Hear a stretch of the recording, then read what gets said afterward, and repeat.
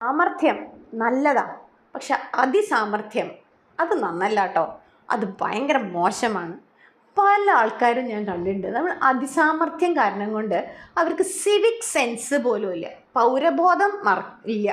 ഇപ്പോൾ നമ്മൾ കാണാം, ക്യൂവിലൊക്കെ നിൽക്കുന്ന സമയത്ത്, നമ്മളിപ്പോൾ സൂപ്പർ മാർക്കറ്റിലൊക്കെ ക്യൂവിൽ നിൽക്കുക, ഇടയിൽ കയറി വന്ന് എങ്ങനെയൊക്കെയോ സൈഡിൽ വന്ന് നിന്നിട്ട് ഇടയിൽ കയറി വന്നിട്ട് അവരവരുടെ കാര്യം നടത്തി പോകും.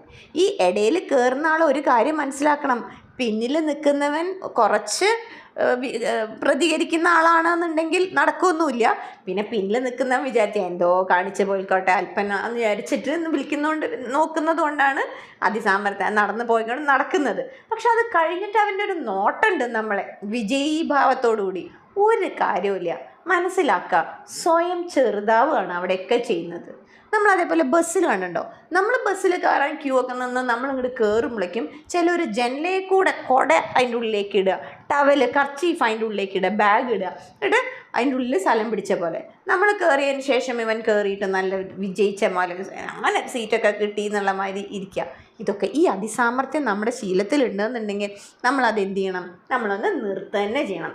അമ്പലത്തിൽ നിങ്ങൾ കണ്ടിട്ടുണ്ടോ, ചില സമയത്ത് ദീപാരാധന സമയത്തൊക്കെ ചിലർക്ക് ഫ്രണ്ടിൽ സ്ഥലം കിട്ടിയിട്ടുണ്ടാവും. അവർ ആ ദീപാരാധന കഴിഞ്ഞ് നടയൊക്കെ തുറക്കുന്ന സമയത്ത് നല്ല ഭംഗിയാട്ടോ കാണാൻ. അപ്പോൾ ആ സമയത്ത് കുറച്ച് തൊഴുത് മാറി നിൽക്കണ്ടേ, ഒന്ന് നിൽക്കില്ല, മാറില്ല.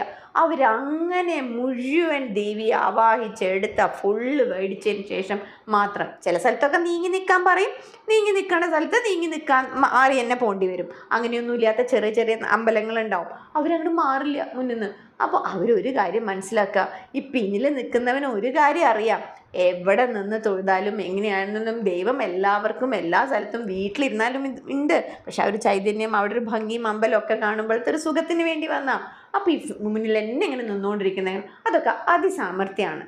നമ്മൾ ചില സമയത്ത് കണ്ടിട്ടുണ്ടോ, കാറൊക്കെ പാർക്ക് ചെയ്യണ സമയത്ത് നമുക്ക് ചിലപ്പോൾ ഒന്ന് റിവേഴ്സ് എടുത്താൽ കറക്റ്റ് സ്ഥലത്തേക്ക് ഇടാൻ കുറച്ച് സമയമൊക്കെ എടുക്കും.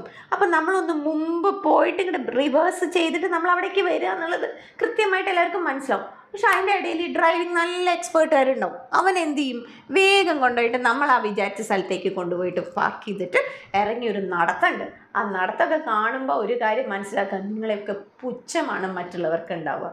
നമ്മുടെ സിവിക് സെൻസ് ഉണ്ടാവണം, പല സ്ഥലത്തും നമുക്കത് ഉപയോഗിക്കണം. അതിസാമർത്ഥ്യം കാരണം കൊണ്ട് അത് ഇല്ലാതാവരുത്. Thank you.